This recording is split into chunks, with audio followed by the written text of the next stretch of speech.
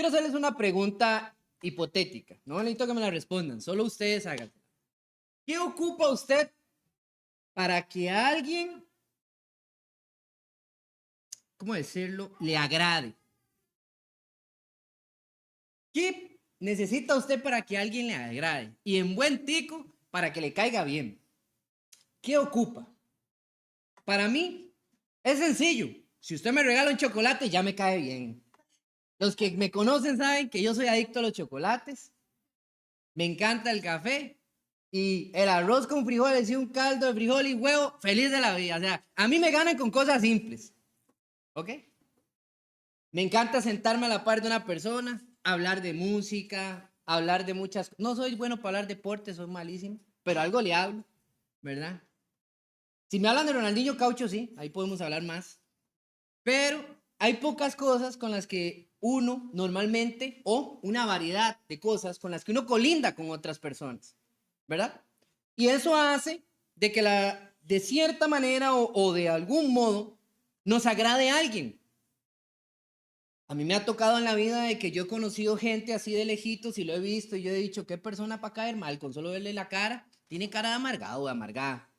Y usted llega y se sienta a una mesa, dialoga con esa persona, usted dice, no, hombre, pero es una persona súper simpática. Wow, de lo que me estaba perdiendo. Y muchas veces nos pasa así. Y esto de agradar tiene que ver más que todo con el hecho de formar una relación con alguien y de poder tener una cercanía. Bueno, yo no voy a hablar de las relaciones sociales entre nosotros hoy, pero sí quiero que a través de ese pensamiento hoy usted pueda pensar y valorar en lo que vamos a hablar en esta mañana. Resulta, mis queridos hermanos, que estamos en el mes donde estamos hablando sobre el camino de la fe. Y nuestro hermano Walter la semana pasada hablaba sobre un tema importante, ¿dónde nace la fe? Pero hoy nosotros vamos a hablar de la necesidad de la fe.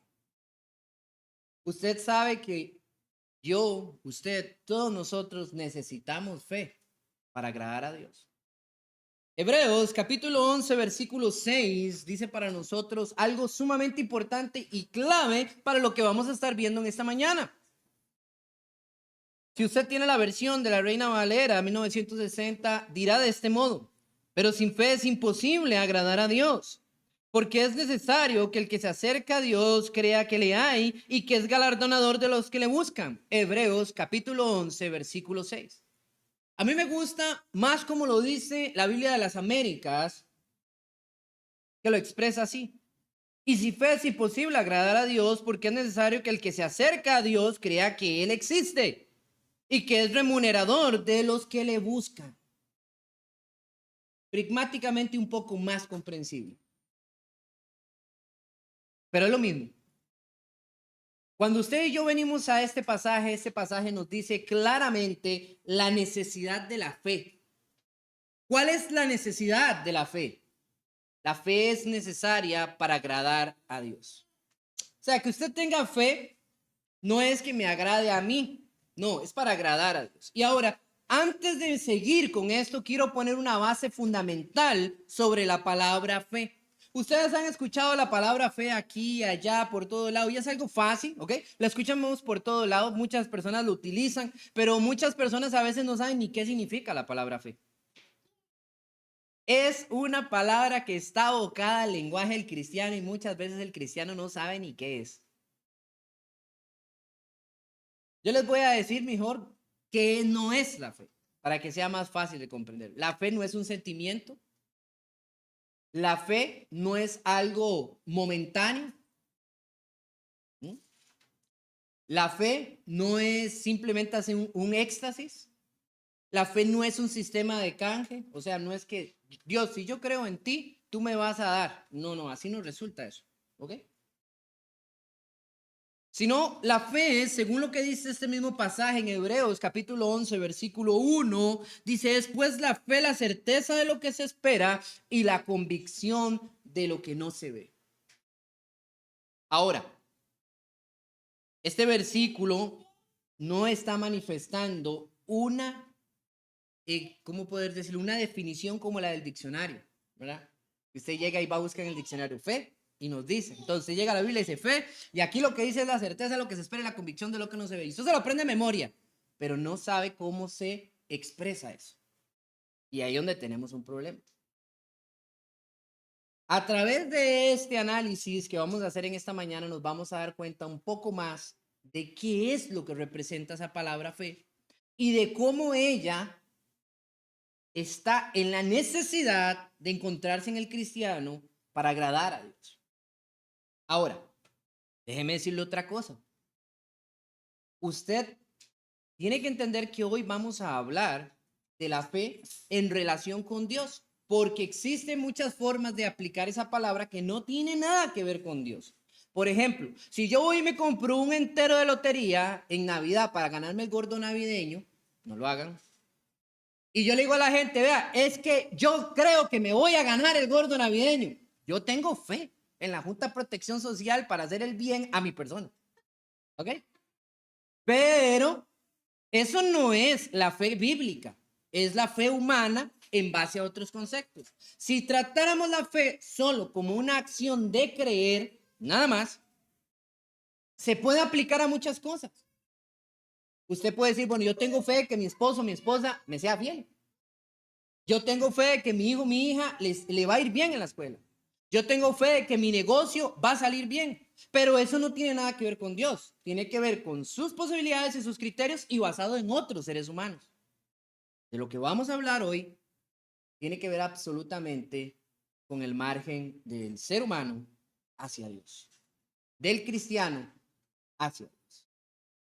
Bien, puestas esas bases en inicio, entonces vamos a estar instalados en el libro de Hebreos, capítulo 11, donde se emanan todas estas ideas hermosas y potentes. El capítulo 11 tiene el versículo 1 y el versículo 6 estrictamente ligados, y usted no va a poder nunca hacer separación de ello, porque aunque el autor comienza a explicarnos la fe en dos conceptos primordiales, después la termina de explicar en los dos conceptos que arroja a través del versículo 6.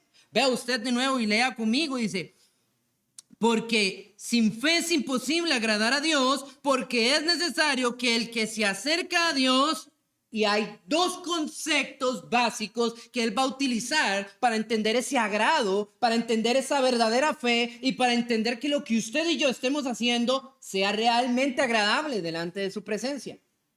Y la primera cosa que él dice es creer en su existencia. Es necesario creer en su existencia para agradar a Dios. Si usted no cree que Dios existe, jamás puede agradarle a Dios. Y usted me podría decir, hermano, pero es irónico. Creo que cualquiera que se acerca a Dios, de ahí sabe que Dios existe. Pues no.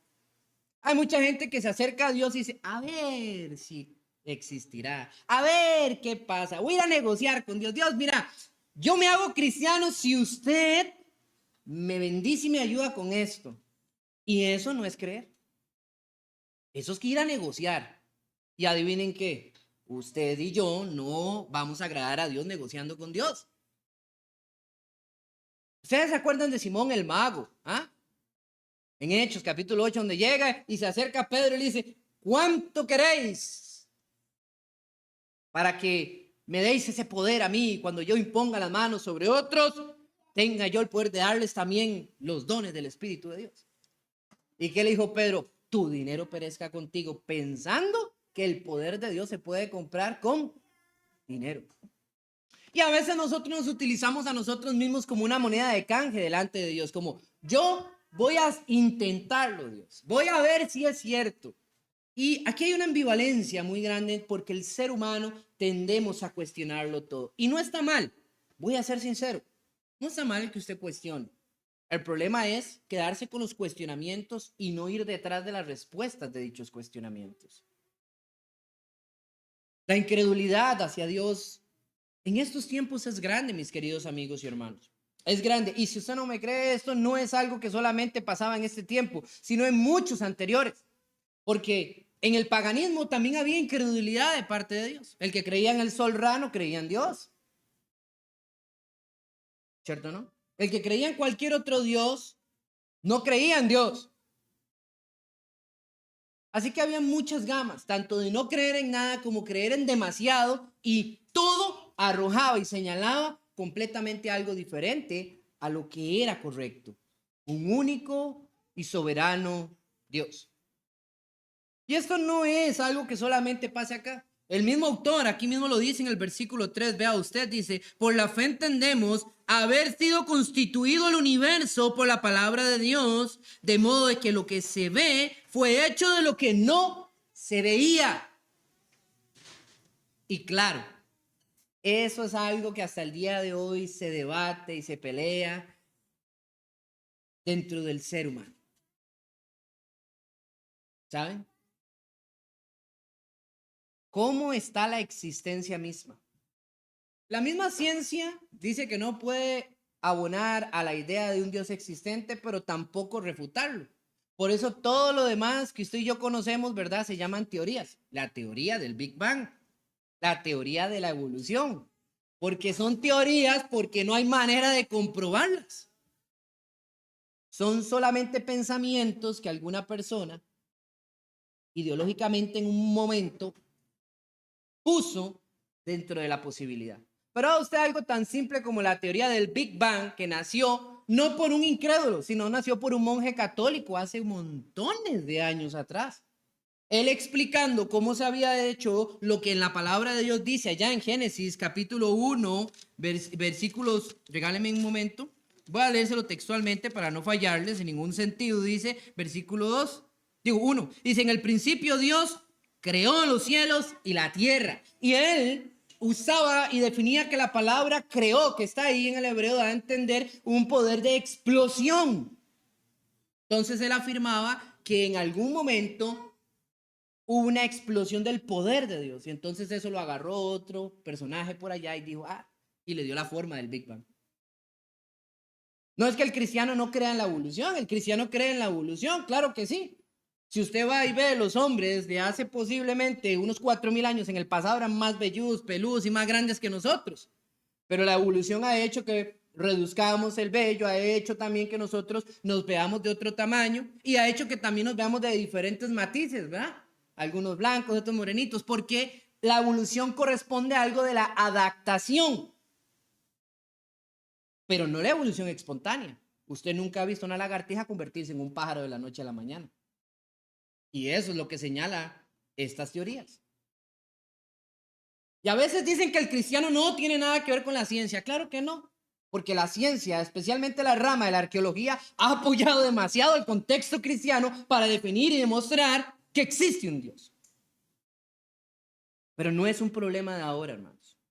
Es un problema recurrente que ha estado constantemente tiempo a tiempo. Romanos, acompáñeme al libro de Romanos para que vea usted lo que Pablo alegaba sobre esto como uno de los principios de lo absurdo del ser humano en cuanto a la credibilidad de la existencia de Dios.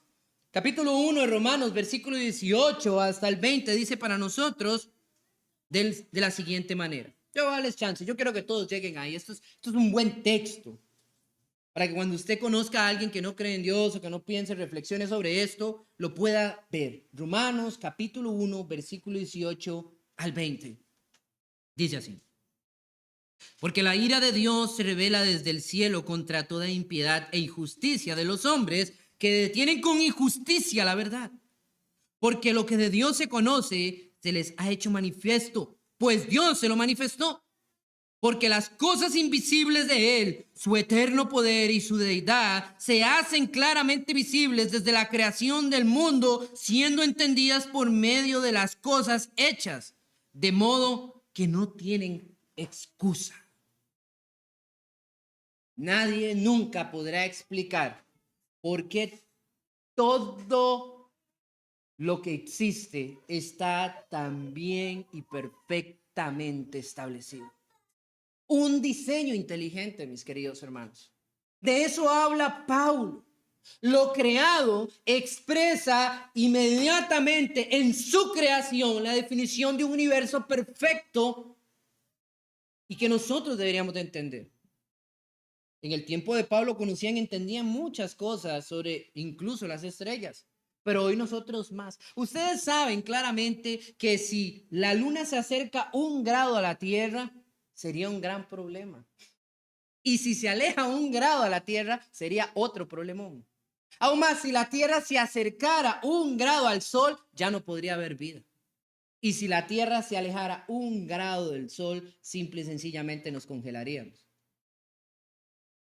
Está perfectamente ajustado.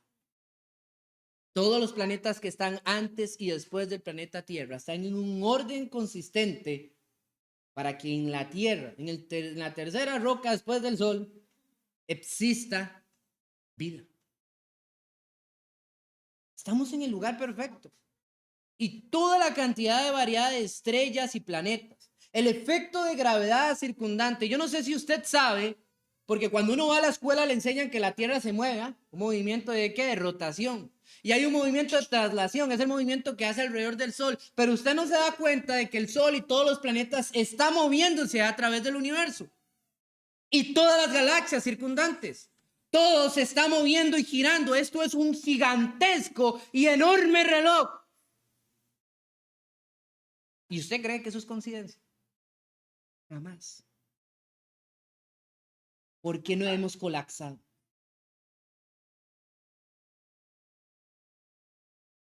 El principio de la ley de la termodinámica dice que el desorden nunca trae orden, porque el desorden solo produce desorden y no hay forma de ordenar en lo desordenado. Es la ley de la termodinámica. Es lo que expresa en ese sentido general. Pero el versículo 2 del capítulo 1 de Génesis dice, y la tierra estaba desordenada y vacía. Dios la creó y estaba desordenada y vacía. Y desde ahí en adelante dice, y Dios creó. Y usted va a ver esto, desde el día 1 hasta el día 6.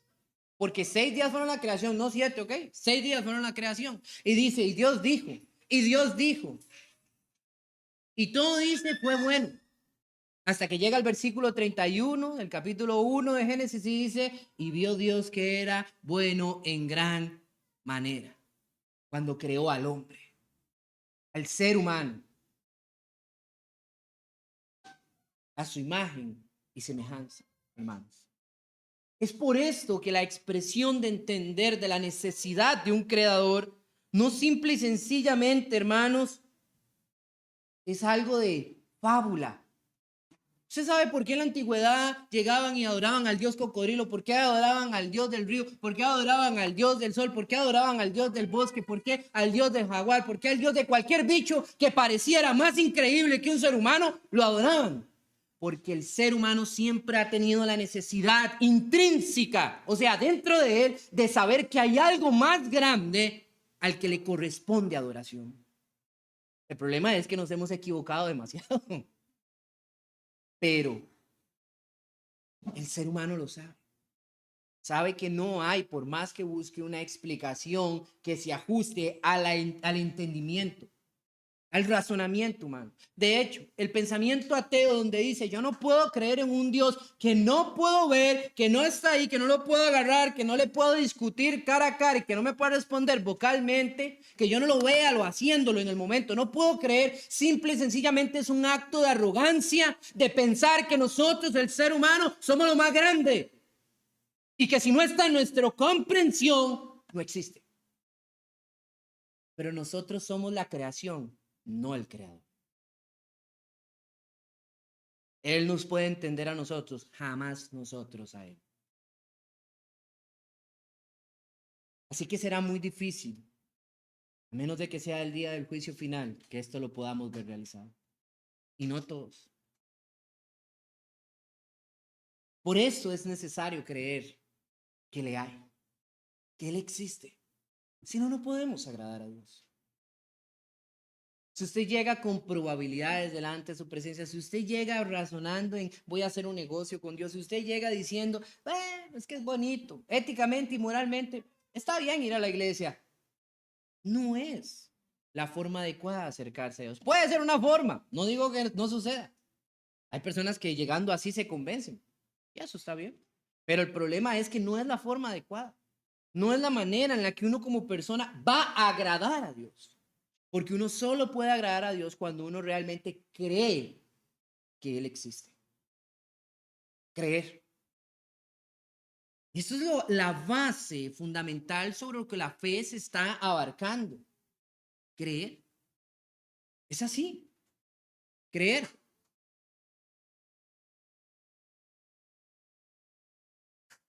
Si nosotros no creemos, entonces en vano sería lo que estamos haciendo. Así de simple.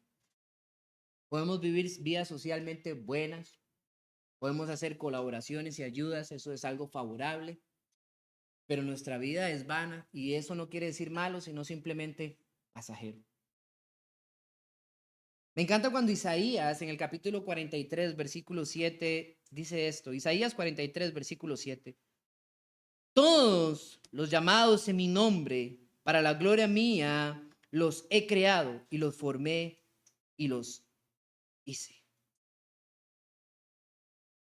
Y me encanta porque eso me dice que si yo creo en un Dios creador y existente, también entonces como ser humano, yo tengo un propósito.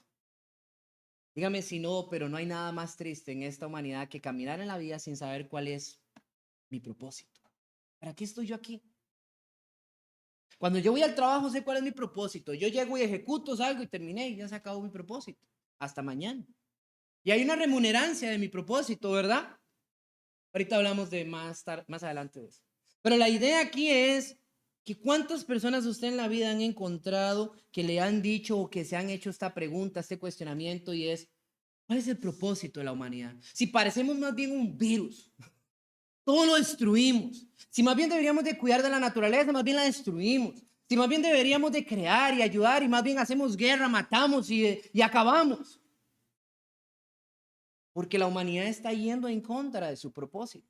La palabra del Señor, como lo dice en Isaías 43, 7, me dice que somos creados para la gloria de ese ser soberano, para su gloria, a su imagen y semejanza. A su gloria fuimos creados. No solo de eso, sino que nos dice Efesios capítulo 2, versículo 10, algo precioso. Dice que somos hechura suya, creados en Cristo Jesús para buenas obras, las cuales Dios preparó de antemano para que anduviéramos en ellas.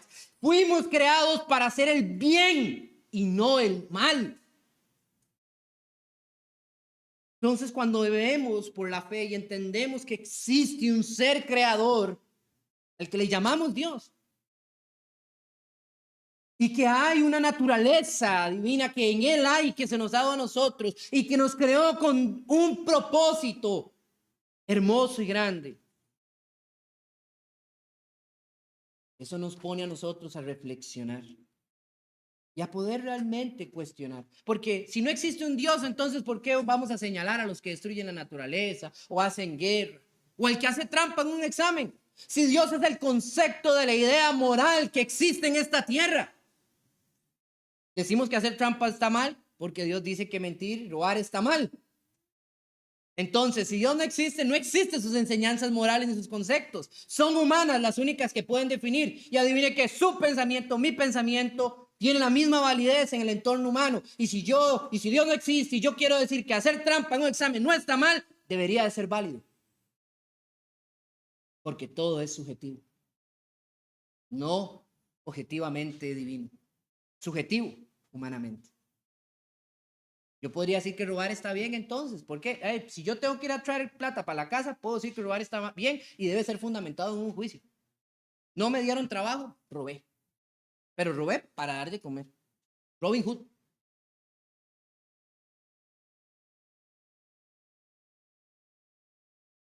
Maté. ¿Por qué? Porque ese tipo hace tanto mal en el barrio que lo maté. Y yo pienso que está bien, le hice un favor a la sociedad.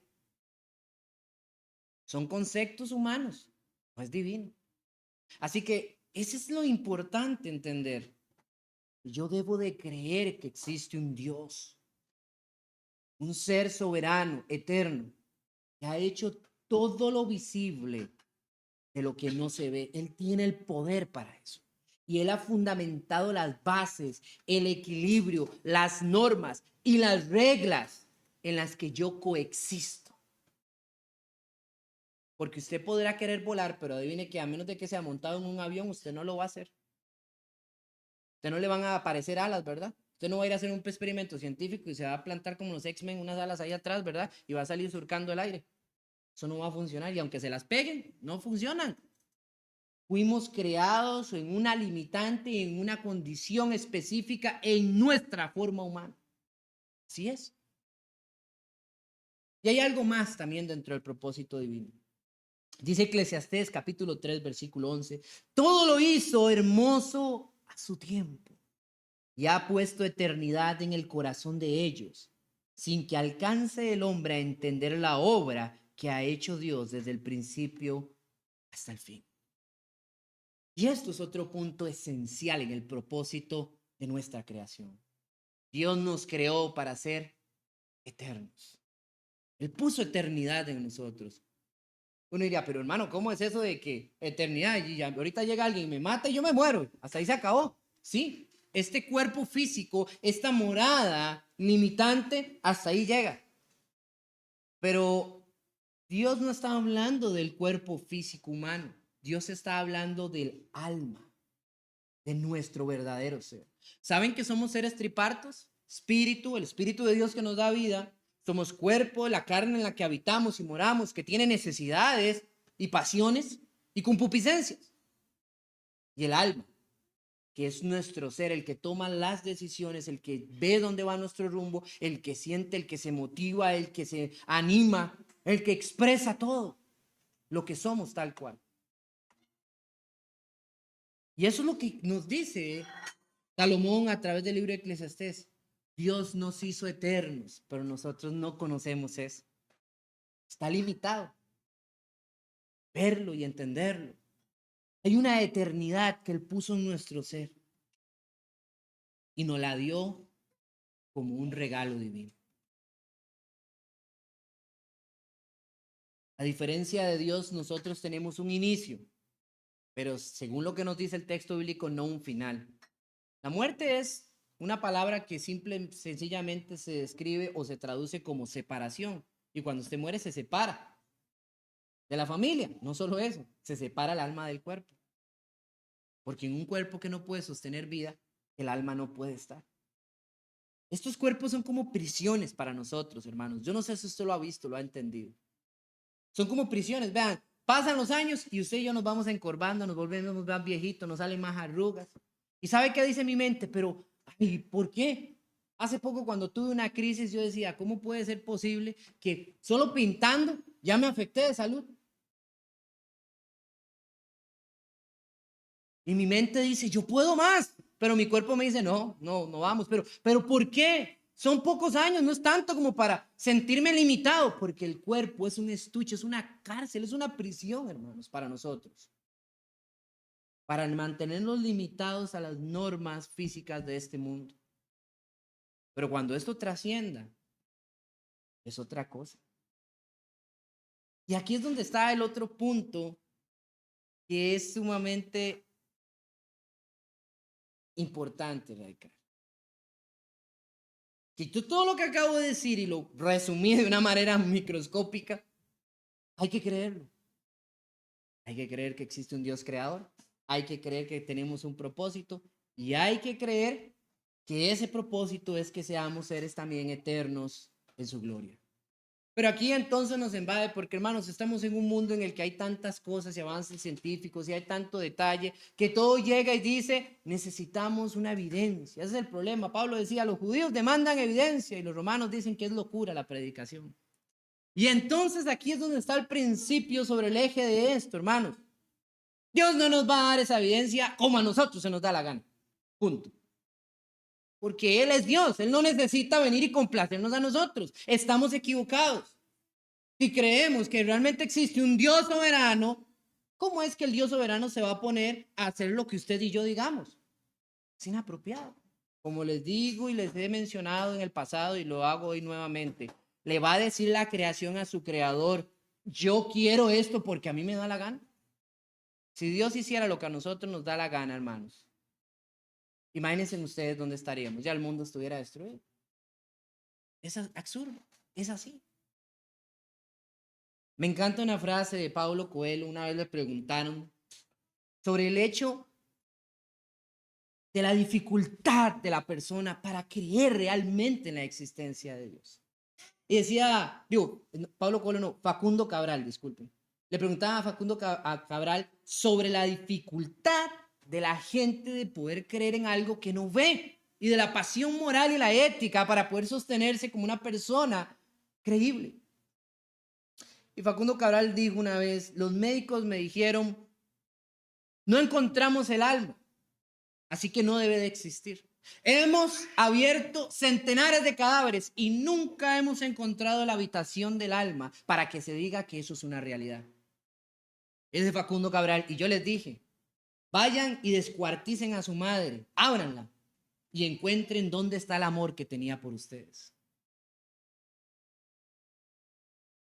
No son conceptos visibles, no son cosas que usted y yo podamos acceder a ellas con estos sentidos de ese modo. Usted cree que su mamá o su papá lo ama, ¿verdad? Que su pareja, su esposo, su esposa lo ama, que sus hijos, hijas lo aman, ¿cierto o no? ¿Usted cree eso? Claro que sí. Y se demuestra de algún modo, no se ve, pero se demuestra. Y eso es lo que Dios pretende también con nosotros. Demuéstrenme en que creen en mí. Crean en mí. No a pedacitos, no a su gusto. Demuestren.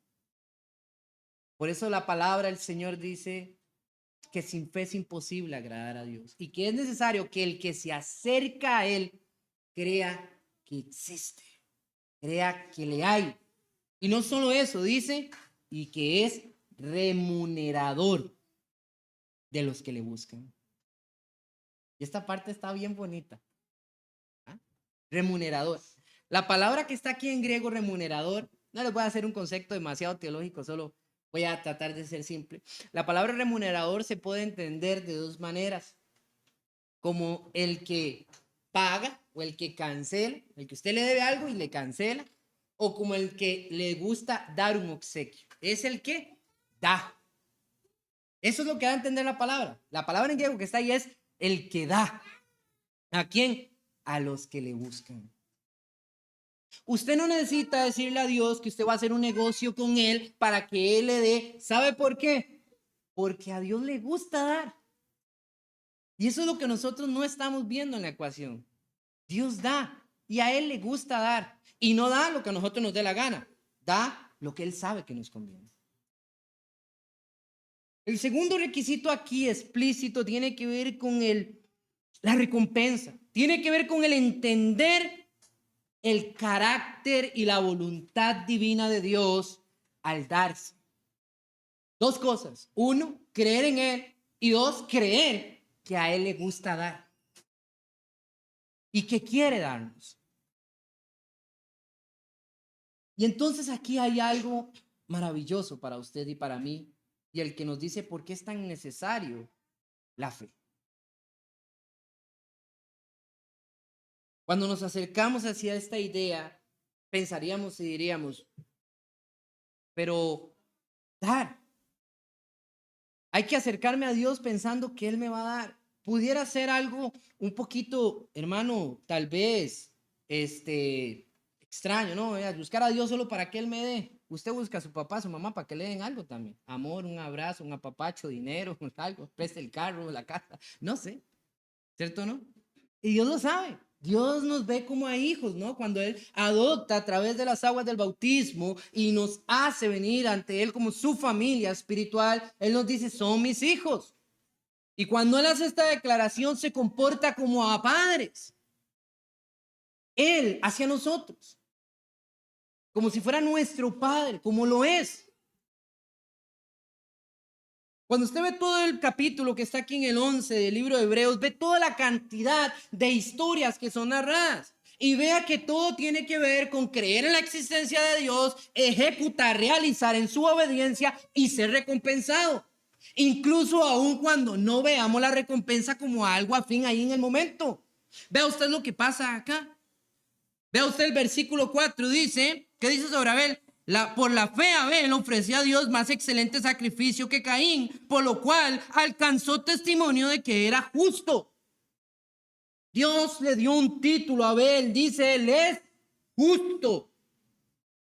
Y para usted dice, ay, qué bonito nombre. No, Dios está diciendo, este hombre es justo, es íntegro, limpio delante de mi presencia. Abel no vivió tanto para contar y ver qué pasó en su vida. Pero hasta el día de hoy seguiremos hablando de Abel. Hace más de 6,000 años que pudo haber existido. No solo eso, usted ve el versículo 5 y habla de no. Dice que por causa de su fe, él fue traspuesto y no conoció la muerte física. Habla también el versículo 7 sobre Noé y dice que por causa de obedecer, de creer a Dios, que venía un diluvio universal, él fue heredero de justicia, salvó su vida y la de su casa. Y Abraham le hicieron 2 promesas. Y usted ve eso ahí después del versículo 18 al 9, dice, ¿verdad? Que Abraham por la fe salió de la tierra de Ur de los Caldeos y fue a la tierra de Canaán y llegó ahí. Todo porque Dios le dijo, de ti haré una gran nación y te daré descendencia. Y eso se cumple y sigue cumpliéndose, hermanos. Pero no fue cuando Abraham fue incrédulo de Dios. No fue cuando Abraham fue a Egipto y casi literalmente vendió a su esposa, ¿verdad? Que recibió un hijo. No. Sino fue hasta el momento en que Abraham se rindió ante la voluntad de Dios y conoció que Él es más grande y aún en el efecto de lo imposible ante nuestros ojos, Él es. Porque todo se somete a su voluntad. No la nuestra, la de Él. Y le dio un hijo, siendo aún él viejo y su esposa estéril y ambos ya no podían procrear. Y no solamente un hijo, sino que por la fe, nosotros hoy también somos hijos de Abraham.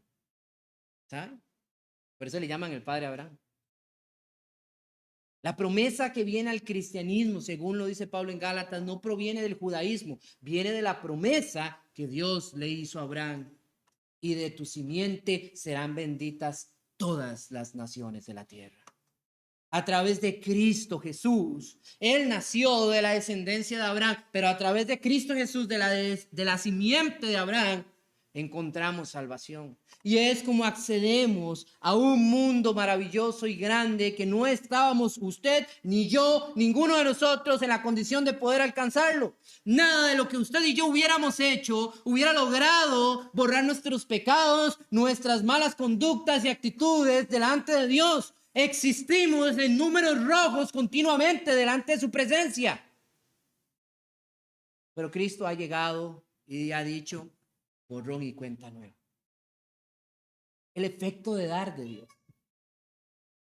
Así es Dios, mis queridos amigos y hermanos. Dios quiere dar.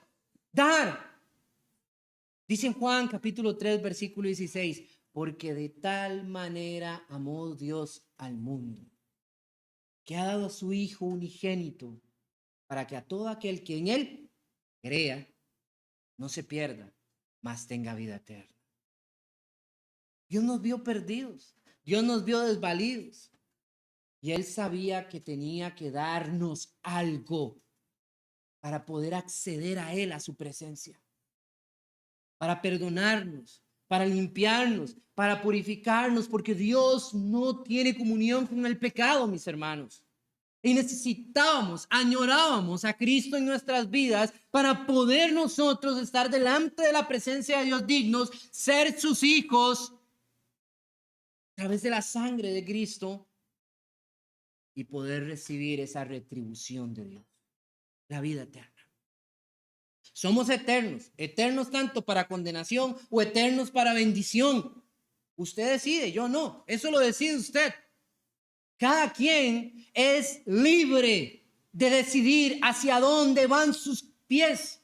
Dios no te va a obligar a creer en Él. Dios no te va a obligar a recibir de sus bendiciones y regalos. No, tú eres libre de decidir qué quieres. Eres libre. Pero Él está ahí. Y aún hoy, en este momento, ahora, es accesible. Pero llegará el momento en que eso no suceda. Dios nos ha amado. Y Él nos ofrece siempre algo bueno. Como dice Santiago en capítulo 1, versículo 17, toda dádiva, todo don perfecto proviene del Padre de las luces, en quien no hay sombra de variación. ¿Ustedes creen que Dios no quiere que nosotros todo lo que vivamos sea bueno?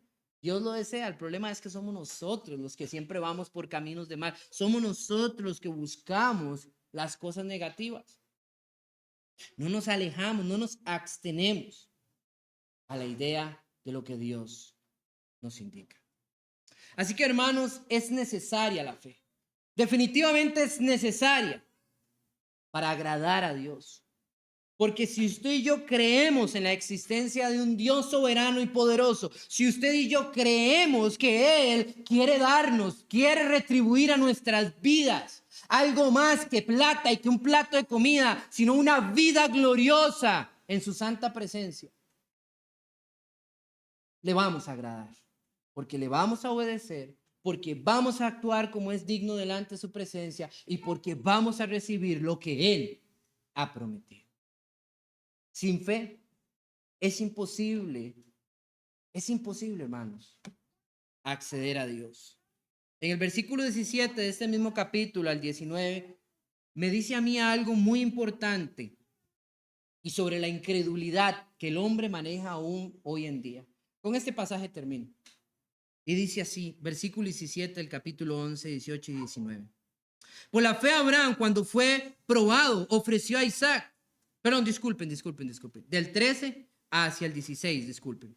Conforme a la fe, murieron todos estos sin haber recibido lo prometido, sino dándolo y confesándolo, que eran extranjeros y peregrinos sobre la tierra. Porque los que de esto se dice, claramente dan a entender que buscaban una patria. Pues si hubiesen estado pensando en aquella donde salieron, ciertamente hubieran tenido tiempo para volver, pero anhelaban una mejor, esto es celestial, por lo cual Dios no se avergüenza de llamarse Dios de ellos, porque les ha preparado una ciudad.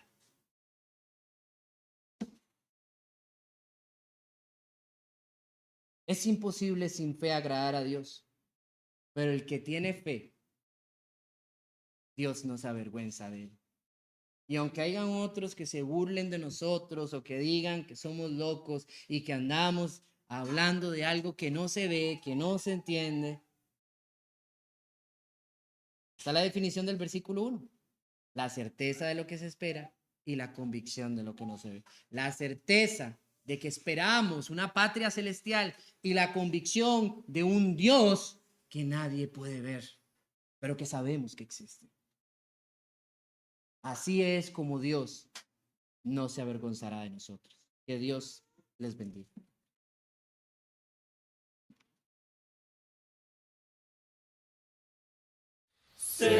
Cerca de ti, Señor, quiero morar. Tu grande y tierno amor quiero gozar. Llena mi pobre ser, limpia mi corazón, hazme tu rostro ver en comunión. Pasos inciertos doy, el sol se va, mas si contigo